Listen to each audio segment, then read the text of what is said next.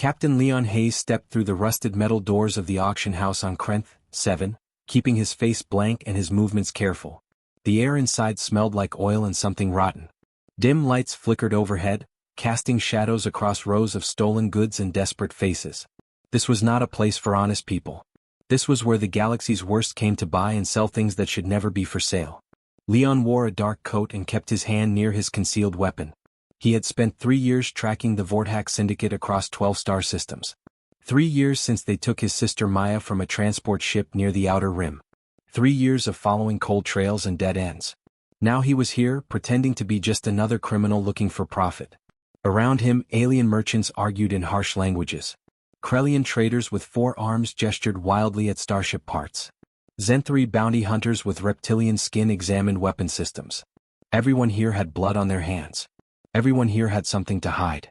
Lot 845, mining equipment from the Talus colony.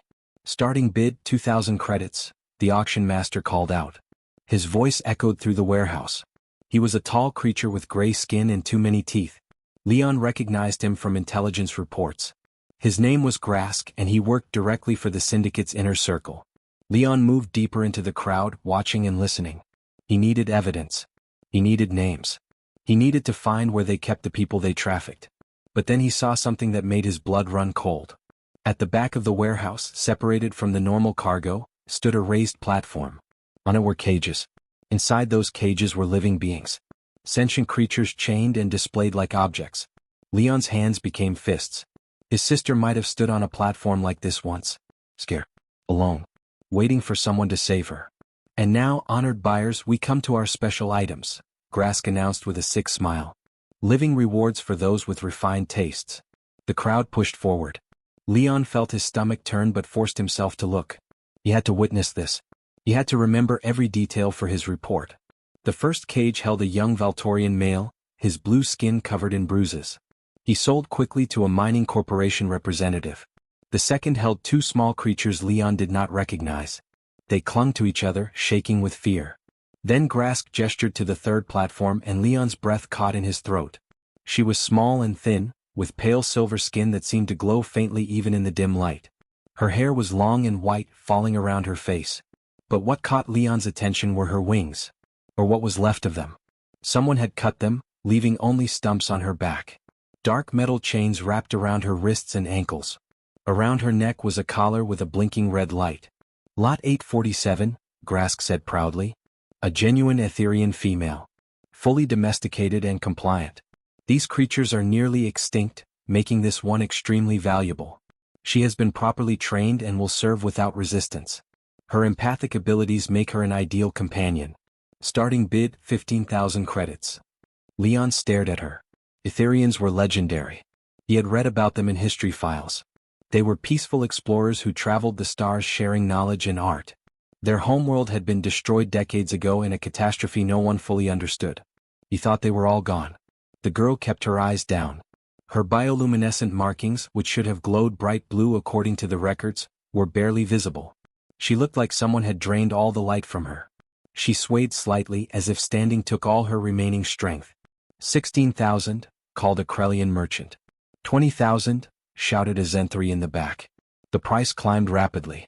Leon watched the girl's face. She showed no reaction to the bidding. No hope. No fear. Just emptiness. They had broken something inside her. 30,000, a new voice said. Leon turned to see a massive creature in expensive armor.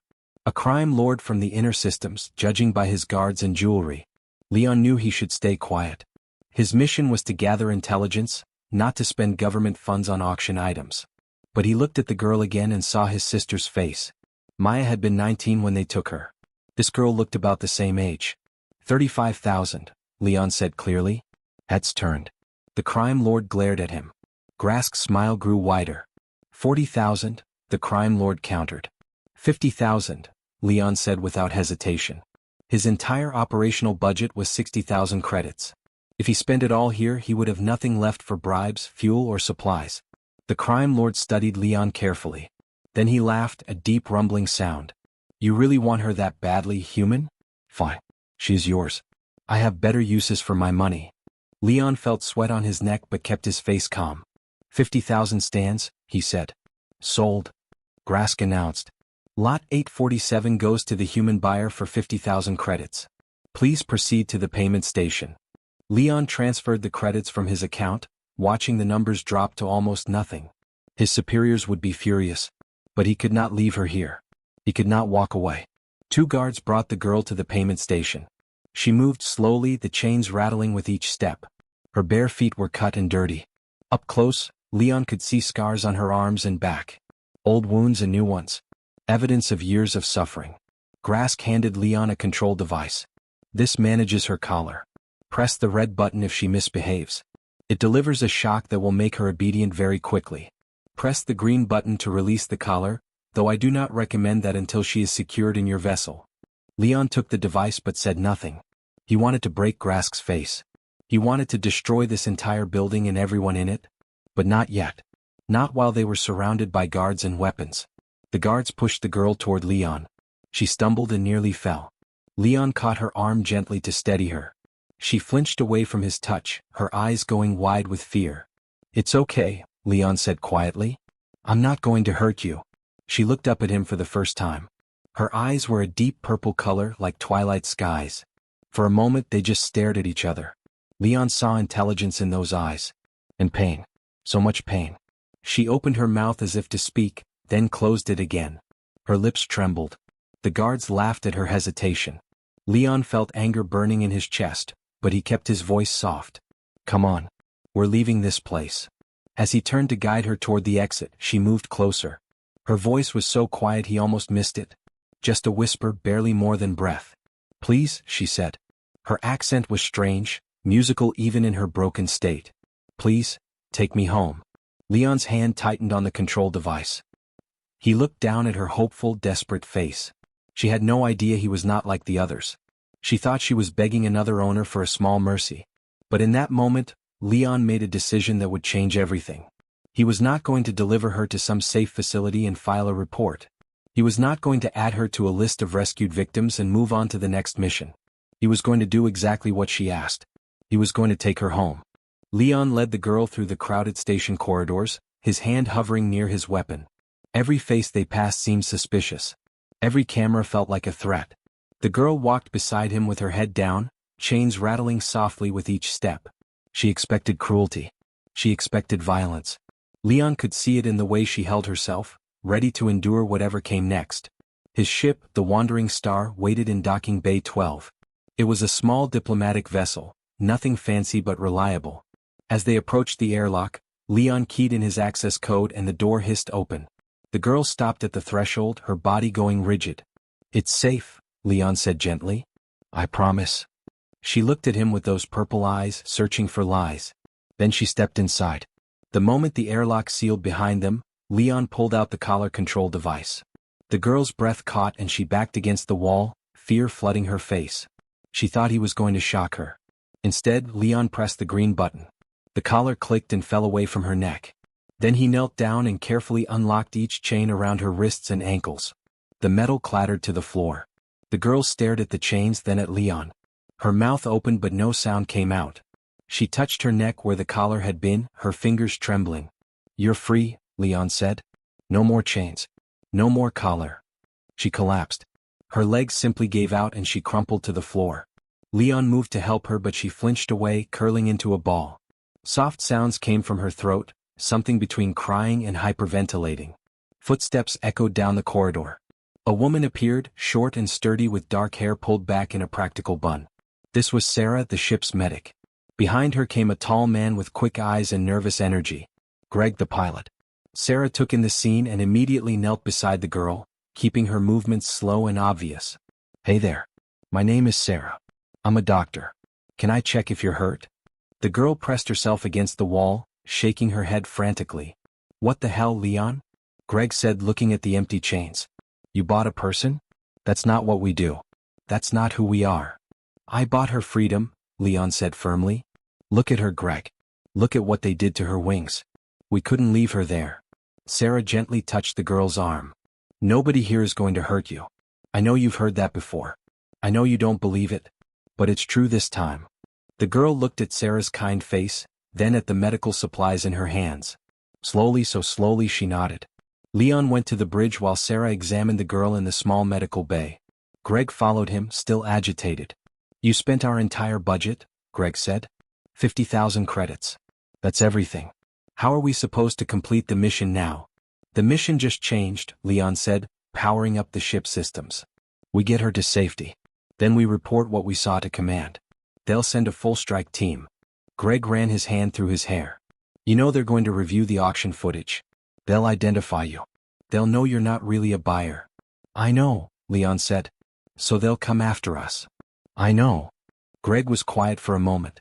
Then he sighed and sat down at the pilot's console. Your sister would be proud of you. Probably think you're an idiot, but she'd be proud. Leon smiled sadly. Yeah, she would. The ship hummed to life around them. Leon checked their departure clearance. Everything looked normal. Maybe they would actually get away clean. Then the alarms started blaring. Red lights flashed throughout the station. A harsh voice boomed over the speakers in a language Leon recognized as Vortak. He did not need a translator to know what it meant. Lockdown. They know, Greg said. Someone flagged us. Leon's hands flew across the controls. How long until we can undock? 3 minutes for standard procedure. 30 seconds if we blow the docking clamps. Do it. Greg's fingers danced over his console. Charging emergency release. Sarah, get to a crash seat now. Through the viewport, Leon saw guards running toward their docking bay. They carried heavy weapons. Behind them came something worse, Grask himself, his face twisted with rage. They're sealing the bay doors, Greg said. If those close, we're trapped. Then we leave before they close, Leon said. He grabbed the ship's weapon controls. The Wandering Star was not a warship, but it had defensive systems. Blow the clamps. Explosive bolts fired with a sharp bang. The ship lurched free of the station. At the same moment, Leon fired the forward pulse cannons. The blast tore through the bay door mechanism in a shower of sparks. Guards opened fire. Energy bolts splashed against the ship's shields. Alarms screamed as damage indicators lit up red. Shield strength at 60%, Greg called out. We need to move now. Going, Leon said. He pushed the throttle forward and the Wandering Star shot through the damaged bay doors with meters to spare. The station fell away behind them as they accelerated into open space. But it was not over. 3 Vortak attack ships detached from the station and gave chase. They were small and fast, built for pursuit. Their weapons were already firing, filling space with deadly energy beams. We can't outrun them, Greg said, hands tight on the controls. They're too fast. Then we don't outrun them, Leon said. He studied the scanner. There. That asteroid field. Head straight into it.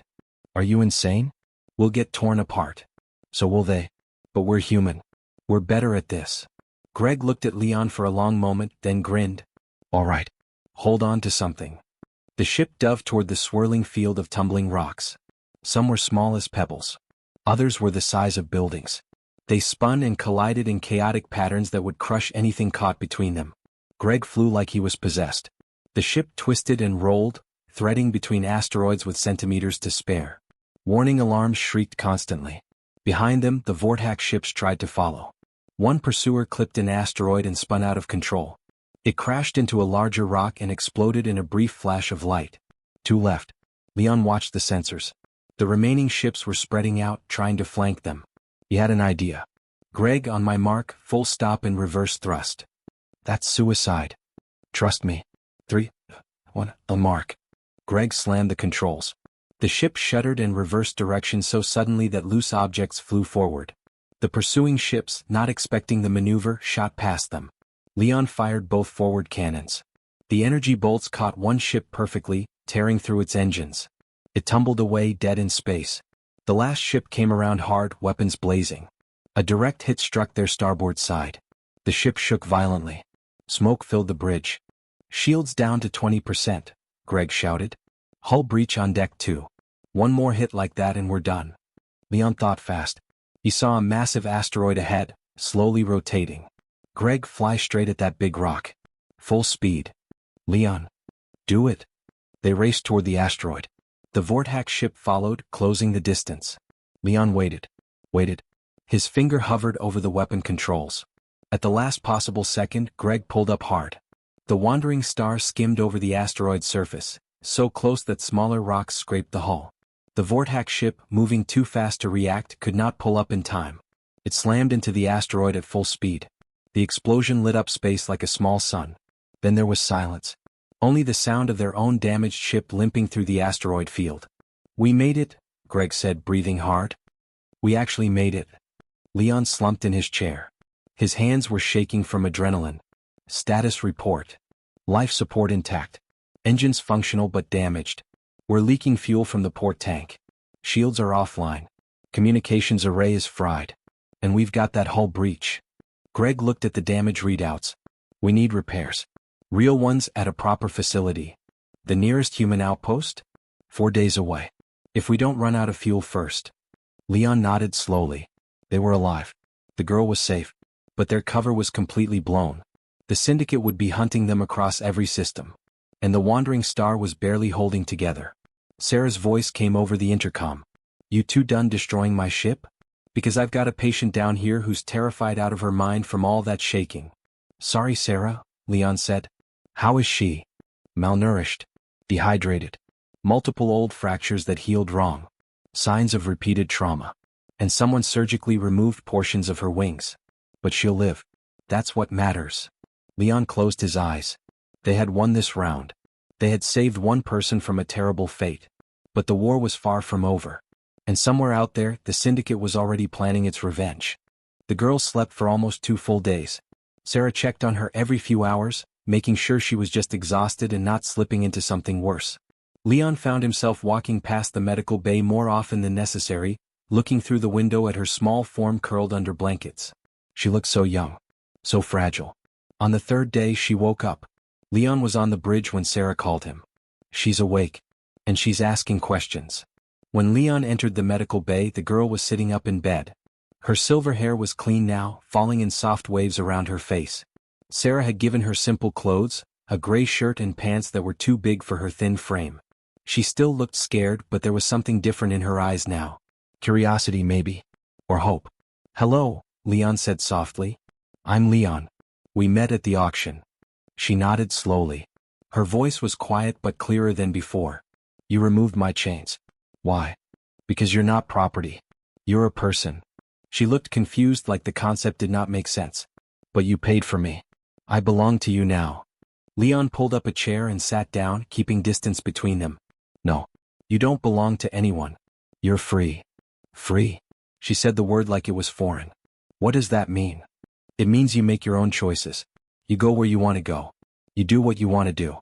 Nobody owns you." Tears filled her purple eyes. "That's not possible. People like me were not allowed to be free." "On human worlds, everyone is free," Leon said. "It's our most important rule. Nobody can own another person. Anyone who tries to do that, we stop them." She was quiet for a long time, processing this. Then she asked, "What's your name again?" "Leon Hayes." "I'm Lyra," she said. It was the first time she had spoken her own name in years. Over the following days, Lyra slowly emerged from her shell. She was cautious at first, flinching when anyone moved too quickly. But Sarah was patient, explaining everything she did before she did it. Greg brought Lyra food and told terrible jokes that somehow made her smile. And Leon talked to her about Earth and human history and the idea that all beings had rights. Lyra began helping around the ship, desperate to be useful. She organized the medical supplies with Sarah. She learned basic navigation from Greg. She asked endless questions about everything. How did the engines work? Why did humans value freedom so much? What were families like? One evening, Leon found her in the observation deck, staring at the stars. Her bioluminescent markings were glowing softly now, pale blue lines tracing patterns across her skin. It was beautiful. "Can I sit?" Leon asked. Lyra nodded. They sat in comfortable silence for a while. "I've been thinking about what you said," Lyra began. "About freedom and choices. I had those once. Before. What happened?" Her voice became distant. "My people lived on colony ships. We traveled between stars, sharing knowledge with other species. My ship was called the Dawn Seeker. I was training to be a navigator." She touched her temple. "Etherians have empathic abilities. We can sense emotions and intentions. It helps us avoid danger." "What went wrong?" "Raiders attacked us 3 years ago. They had technology that blocked our senses. We couldn't feel them coming." Lyra's hands clenched. "They killed everyone who fought back. The rest of us they took. I was 19 years old. I watched my mother die protecting me. Leon felt his chest tighten. I'm sorry. They separated us. Sold us to different buyers across the sector. I had 4 owners before you. Each one was worse than the last. She looked down at her hands. They cut my wings because I tried to fly away during the first month. They said I needed to learn my place. That's evil, Leon said quietly. What they did to you, it's evil. Lyra looked at him. Why do you care? I'm not human. I'm not your responsibility. Leon was quiet for a moment. Then he spoke. I had a sister, Maya. She was smart and funny and wanted to explore the galaxy. When she was 19, she took a job on a transport ship. The ship was attacked by traffickers. The crew was killed. The passengers were taken. What happened to her? I don't know. I've been searching for 3 years. Following leads. Investigating the networks that buy and sell people. But I never found her. Leon's voice cracked slightly. When I saw you on that platform, I saw Maya. I saw every person who's been stolen and sold and broken. I couldn't save my sister. But I could save you. Lyra reached out slowly and touched Leon's hand. Through her empathic sense, she felt his grief and guilt and determination. She felt his genuine compassion. It was overwhelming after years of feeling only cruelty and contempt from those around her. I'm sorry about your sister, she said. And thank you for seeing me as a person. They sat together watching the stars until Sarah's voice interrupted over the intercom. Leon, can you come to medical? I need to show you something. In the medical bay, Sarah had pulled up a scan on the display screen. I did a full body scan on Lyra yesterday. Look at this. She pointed to a small object near Lyra's spine. That's a tracking beacon. Subdermal implant, probably installed by one of her previous owners. Leon felt ice in his veins. It's active? Has been this whole time. Someone knows exactly where we are. Can you remove it? Sarah nodded. But it's risky. It's close to her spinal cord. If I make one wrong move, she could be paralyzed. Lyra stood in the doorway, having followed Leon from the observation deck. She had heard everything. Do it, she said firmly. I don't want them to find me. I don't want to go back. The surgery took 2 hours. Sarah worked with steady hands while Greg and Leon monitored the ship's sensors. The moment Sarah extracted the beacon and placed it in a containment box, alarms started blaring. Multiple contacts, Greg shouted from the bridge. 5 warships just dropped out of FTL. They're syndicate vessels. Leon ran to the bridge. The scanner showed 5 large ships, each one a full battlecruiser. The Wandering Star was a tiny speck compared to them. How did they get here so fast? Greg asked. They were probably tracking us the whole time, Leon said. Waiting for the beacon to be removed so they'd know we found it. What do we do? Leon opened communication channels to the nearest human military outpost. This is diplomatic vessel Wandering Star, registration number Hotel 77 Alpha. We are under attack by syndicate forces. Requesting immediate military assistance. Static, then a response. Wandering Star, this is Outpost Sentinel. We copy your distress call.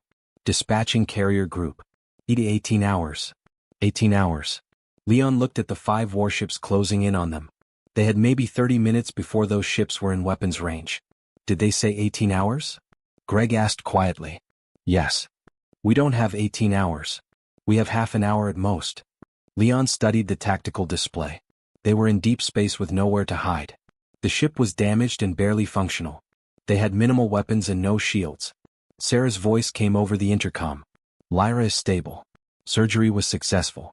What's happening up there? We've got company, Leon said. Big company. The syndicate ships were spreading out, forming a net to prevent escape. Their weapons were powering up. Leon could see the energy signatures building. Greg looked at him. Orders, Captain? Leon thought about Maya, lost somewhere in the galaxy. He thought about all the people still trapped in the syndicate's networks. He thought about Lyra, finally free after 3 years of hell. He had not saved his sister. But he had saved Lyra. And he was not going to let them take her back. We run, Leon said. We hide. We fight. We do whatever it takes to survive for 18 hours. That's impossible. I know, Leon said. But we're going to do it anyway. The lead syndicate ship opened communication channels. A voice Leon recognized filled the bridge. Grask, the auction master. Human vessel. Return our property and surrender yourselves. You have 5 minutes to comply. If you refuse, we will destroy you and recover what remains. Leon looked at Greg.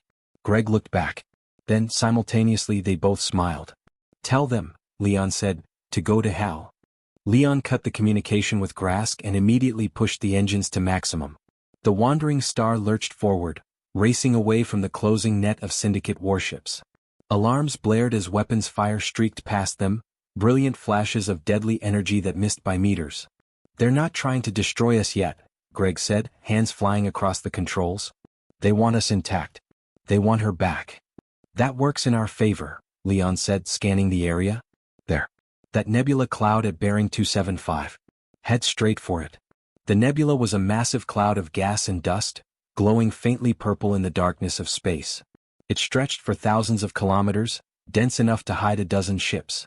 Dense enough to interfere with sensors. Greg dove the ship into the cloud at full speed. Immediately, visibility dropped to almost nothing. The sensors started giving confused readings. The Syndicate ships followed them in, but they had to slow down. Nobody could see clearly in this soup. "Kill all non-essential systems," Leon ordered. "Make us as quiet as possible. Minimal power signature." The lights dimmed throughout the ship. The temperature began to drop as life support reduced to minimal levels. In the sudden quiet, they could hear the damaged hull creaking. Lyra appeared on the bridge, still pale from surgery but standing steady. "What can I do?" "You should rest," Sarah said right behind her. "You just had major surgery." "I can feel them," Lyra said, pointing toward the front of the ship. 3 of the ships are that direction. They're spreading out, searching. The crews are angry. Frustrated that they can't find us. Leon stared at her. "You can sense them through the nebula? Through all this interference?" "Emotions are different from electronic signals," Lyra explained. "My people evolved to sense the feelings of others. The nebula doesn't block that. I can feel fear, anger, determination. I can feel where they are." "How accurate?" Lyra closed her eyes, concentrating. "The nearest ship is 2 kilometers away, moving slowly in a search pattern. The second is 5 kilometers out. The third is..." She paused. 8 kilometers. Moving away from us. Greg looked at Leon. "If she's right, we could use this. Set up ambushes." "I'm right," Lyra said firmly. "I can guide you." Leon made a decision. "All right. Sarah, strap in. Greg, arm weapons. Lyra, tell me where they are." For the next 3 hours they played a deadly game of hide-and-seek in the nebula. Lyra would sense an enemy ship. Leon would position them carefully. Then they would strike from the blind spot with their limited weapons and disappear back into the cloud before the enemy could respond. The first Syndicate ship never knew what hit them. Leon fired both cannons directly into their engine core. The ship went dark and began drifting, powerless. The second ship was more careful, moving in unpredictable patterns. But Lyra could feel the fear growing in the crew. She guided Leon through the nebula until they were directly beneath the enemy vessel. One precise shot into their weapon systems and that ship was crippled too. But success came with a price. "Warning," the computer announced in a calm voice that did not match the severity of the message.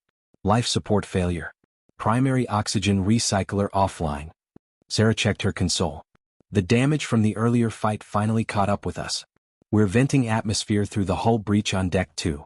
I can patch it, but the recycler is completely dead." "How long do we have?" Leon asked. "On our current air supply? 10 hours. Maybe less if we're moving around a lot." 10 hours. The human reinforcements were still 8 hours away. But they needed air for 18 hours total to survive until rescue arrived. Greg spoke quietly. "Even if the fleet arrives on time, we'll be dead before they get here." Leon looked at the tactical display. 3 Syndicate ships were still operational and hunting them. They could keep hiding, but eventually the air would run out. They could try to fight their way out, but the damaged ship would not survive against 3 warships. They were trapped. Grask's voice suddenly crackled over the communication system. Somehow he had found their frequency. "Human vessel. We know your situation. Our sensors detect your life support failure. You have perhaps 10 hours of air remaining. We have a generous offer." Nobody responded, but Grask continued anyway. "Return the Etherian to us. Surrender your vessel. We will allow you and your crew to leave in an escape pod. You will live. You can return to your people and forget this unfortunate incident. All we want is our property." "It's a lie," Sarah said immediately. "They'll kill us the moment we surrender." "Probably," Leon agreed. "But even if it wasn't a lie, the answer is no." Lyra had been standing silently, listening. Now she stepped forward. Wait. Maybe you should consider it. Everyone turned to look at her. What? Greg said. No. Absolutely not. You would live, Lyra said softly. All of you could escape. You did more for me than anyone ever has. You gave me hope. You showed me what freedom feels like. That's enough. I don't want you to die for me. Leon stood up and walked over to her. He looked directly into her purple eyes. Lyra, do you understand what they'll do if we give you back?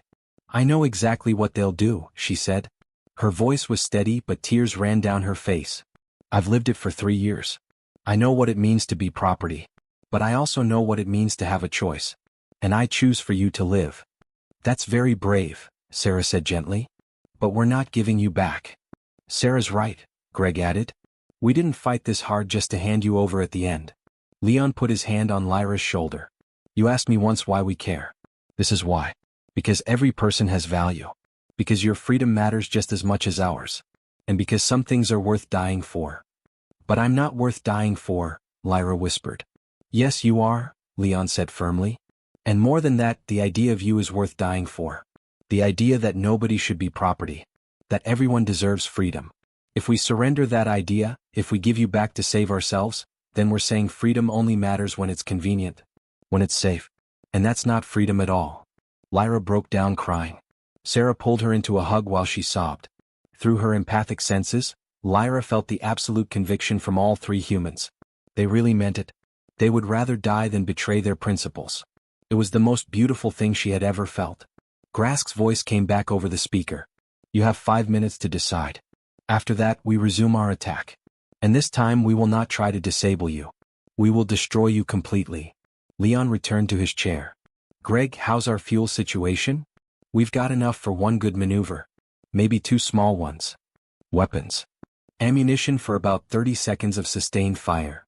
Against 3 warships. Yeah. Leon thought for a moment. Then he smiled. It was not a happy smile.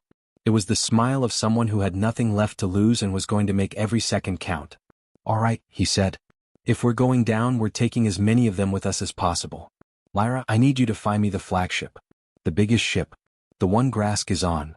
Lyra wiped her tears and closed her eyes. She reached out with her senses, feeling through the nebula. Anger. Impatience. And there, burning bright with cruel satisfaction, she felt Grask. Found him, she said. He's on the largest ship. 4 kilometers away, moving toward our position. Leon's smile grew wider. Perfect. Greg, plot an intercept course. Full throttle.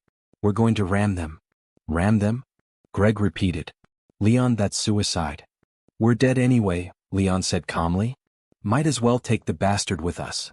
Greg set the course toward Grask's flagship. The engines roared to life one last time, burning through their remaining fuel. The wandering star accelerated through the purple nebula like a bullet, heading straight toward certain death. 30 seconds to impact, Greg said. His voice was surprisingly calm. Sarah sat at her station, hands folded in her lap. She looked peaceful.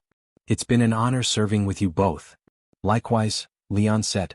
He turned to Lyra. I'm sorry we couldn't get you all the way home. Lyra shook her head. Her bioluminescent markings were glowing bright blue now, brighter than they had in years. You did get me home. Home isn't a place. It's being with people who see you as valuable. Who treat you with kindness. You gave me that. 20 seconds, Greg announced. Through the viewport, they could see the massive Syndicate flagship emerging from the nebula clouds. It was 10 times their size, bristling with weapons. Grask's voice came over the speaker one last time. Foolish humans. You could have lived. Leon grabbed the ship's communication controls. We're humans. We don't abandon people to save ourselves. Remember that when you meet the others. What others? Grask asked. 10 seconds, Greg said. Leon opened every communication channel at once, broadcasting on all frequencies. This is Captain Leon Hayes of the Wandering Star. If anyone receives this message, know that the Vortex Syndicate operates a trafficking network across the outer sectors. Their main base is Krent 7. We died stopping them, but someone needs to finish the job. For Maya. For Lyra. For everyone they've ever hurt. 5 seconds. Lyra closed her eyes and reached out with her empathic abilities one last time. She felt Greg's quiet acceptance. Sarah's gentle peace. Leon's fierce determination. And her own feelings, gratitude and love for these 3 humans who had given everything for her. 3 seconds. Then something impossible happened. Space itself seemed to tear open. Massive ships materialized out of nowhere, dropping out of faster-than-light travel in perfect formation. Not one or two ships. An entire fleet. Human warships, sleek and deadly with weapons already charging. The lead ship was enormous, twice the size of Grask's flagship. On its hull were the words HMS Redemption, in letters 10 meters tall. All hostile vessels, this is Admiral Chen of the Human Navy. Power down your weapons and prepare to be boarded. Any resistance will be met with overwhelming force. Leon stared in disbelief. They're early. They're 8 hours early. How? Greg checked the sensors frantically. That's not the reinforcement group we called. That's a full carrier battle group. 5 destroyers, 2 battle cruisers and a fleet carrier. Where did they come from? The answer came over a private channel. A woman's voice, professional and warm. Captain Hayes, this is Admiral Chen. We've been tracking syndicate operations in this sector for 6 months. When we intercepted your distress call and your final message, we diverted from our patrol route. Sorry we're fashionably late. You're 2 hours early, Leon said, his voice shaking. You're not late at all. Emergency abort, Greg shouted, pulling the ship into a hard turn. They missed Grask's flagship by less than 50 meters, the smaller ship whipping past the larger one. The syndicate ships tried to scatter. They fired wildly at the human fleet. But it was like throwing stones at a mountain. The human destroyers moved with precision, their weapons fire surgical and devastating. Within minutes, 2 syndicate ships were disabled. The third tried to run but was caught by a tractor beam. Grask's flagship attempted to fight. It fired everything it had at the Redemption. The energy bolts splashed uselessly against the battlecruiser's shields. The return fire was not meant to destroy, it was meant to cripple. Precise shots took out the flagship's engines, weapons, and communication array. The massive ship went dark and began to drift. All syndicate vessels are disabled, Admiral Chen announced. Boarding teams, you are clear to proceed. Small assault craft launched from the human ships, swarming over the disabled syndicate vessels. Leon watched it all on his sensors, barely able to believe they were alive. Wandering Star, you're venting atmosphere, Admiral Chen said. We're sending a recovery team. Sit tight. 2 hours later, Leon, Greg, Sarah, and Lyra stood in the medical bay of the Redemption. They had been checked by doctors, given clean clothes, and fed real food. Felt like a dream. Admiral Chen entered the medical bay. She was a woman in her 50s with sharp eyes and a kind smile. Captain Hayes, your message was quite dramatic. I thought we were about to die, Leon admitted. You nearly did. Your ship has 10 minutes of breathable air left when we tractored you in. She looked at Lyra with gentle curiosity. And you must be the person everyone was willing to die for. Lyra nodded shyly. I'm glad you're safe, Admiral Chen said. Then she turned back to Leon. Your intelligence is extremely valuable. The data you recorded at Krent 7, combined with what we found on the syndicate ships, has given us everything we need. Names, locations, bank accounts, communication networks. We're coordinating with allied governments right now. Within a week, we'll have strike teams hitting every syndicate operation across 50 systems. How many people will you save? Sarah asked. Based on the data? At least 300. Maybe more. Admiral Chen smiled. You did good work, all of you. Over the next month, the human navy dismantled the syndicate piece by piece. Grask was arrested and faced trial for crimes against sentient beings. 47 trafficking operations were shut down. 312 people were freed from captivity. And among the recovered data they found records. Records of every person the syndicate had taken over 20 years. Leon spent days searching through those names, hoping and dreading what he might find. He found Maya's name. She had been sold 12 years ago. The records showed she was taken to a mining colony in the Outer Rim. But there the trail went cold. No confirmation of death. No records of resale. Just nothing. It hurt. But it also gave him the smallest bit of hope. Somewhere maybe Maya was still alive. Still waiting for rescue. And now Leon had the resources of the entire human navy helping him search. For Lyra, Admiral Chen had different news. We've located a group of Etherian refugees. They're on Sanctuary Station, a human colony world in the inner systems. There are about 200 of them. They've been there for 15 years, given full citizenship and protection. Lyra's markings flashed brilliant blue. 200? That many survived. Would you like to meet them? The journey to Sanctuary Station took 2 weeks. Leon insisted on escorting Lyra personally. When they arrived, the Etherean community was waiting at the docking bay.